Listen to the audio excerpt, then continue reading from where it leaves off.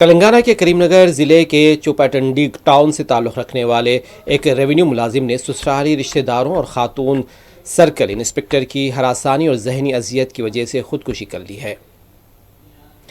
تفصیلات کے مطابق تلنگانہ کے کریم نگر ضلع کے چوپاڈنڈی ٹاؤن سے تعلق رکھنے والے ایک ریونیو ملازم نے سسرالی رشتہ داروں اور خاتون سرکل انسپکٹر کی ہراسانی ذہنی اذیت کی وجہ سے یہ اقدام کیا۔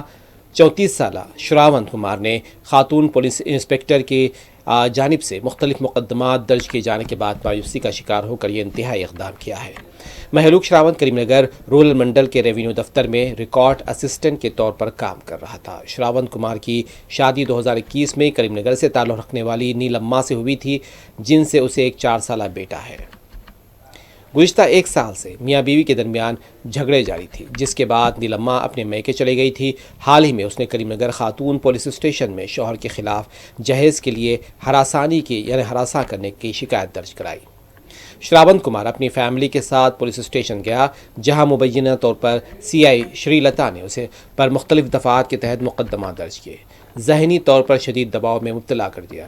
اس دباؤ سے تنگ آ کر شراون نے 7 جولائی کو ایک سیلفی ویڈیو ریکارڈ کی اور انتہائی اقدام اٹھایا۔ اسے فوری طور پر ہاسپٹل لے جایا گیا، تاہم وہ اتوار کے دن علاج کے دوران جاں بحق نہ ہو سکا۔ اس واقعے کے بعد متوفی کے والد نرسمبھولو کی شکایت پر پولیس نے بیوی نیلما اور اس کی والدہ، درمیانی افراد اور کریم نگر خاتون پولیس اسٹیشن کی CI شری لتا کے خلاف بھی مقدمہ درج کر لیا ہے۔